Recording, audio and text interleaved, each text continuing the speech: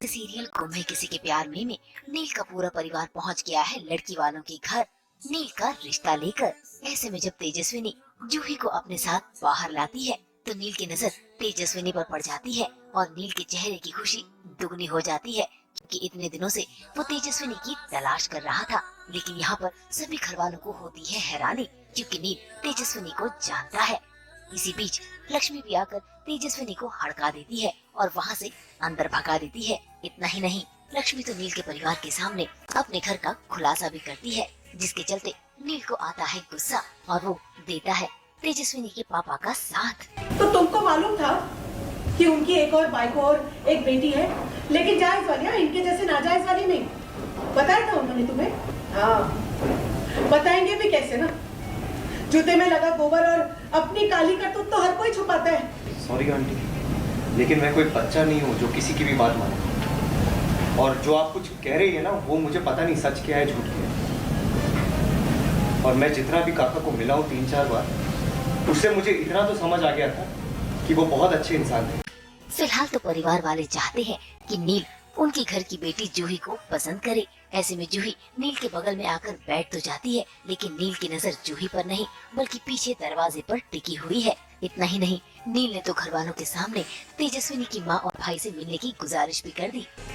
Please बुला दीजिए, मुझे कुछ इम्पोर्टेंट बात करनी है उनसे। या तो आप मुझे बताइए वो कहाँ है, मैं खुद जाके बात कर लूंगा। नील बेटा, मैं बुला देती हूँ, लेकिन पहले ये तो बताओ ना, तुम्हें हमारी मीटिंग पसंद आई है? आप पहले मुक्ता काकू को बुला दीजिए और वेदांत को भी बुला दो। यहाँ लक्ष्मी तो बिल्कुल भी नहीं चाहती कि उसकी सौतन से जुड़ा कोई भी व्यक्ति घर के बाहर आए, लेकिन तभी हो जाती है वेदांत की एंट्री, जो नील को देखकर हो जाता है इमोशनल। नील उसे संभालने लगता है और काकू से मिलकर भी बेहद खुश होता है, लेकिन लक्ष्मी यहाँ पर भी नहीं रुकती। बहुत लकी कि उसे तुम जैसा लड़का मिला और हमारी जूही भी लाखों में एक है। सच, तुम मुझे काकू बुलाते हो ना, तो अब देखना मैं तुम्हारी काकू सास बनूंगी। ए भाई, काकू सास? हाँ, कहाँ की काकू सास? तुम्हारा हमारा कोई रिश्ता नहीं है। इनका रिश्ता हमारे परिवार से जुड़ रहा है, तुम्हारे से नहीं। तुम इसकी कुछ नहीं लगती हो। लक्ष्मी, बस बहुत हो गया। क्यों बाबा? मैं सच ही तो बोल रही है, इसका हमारे घर से कोई रिश्ता नहीं है। चल बेटा अंदर चल। एक मिनट काकू, मुझे आपसे कुछ जरूरी बात करनी है।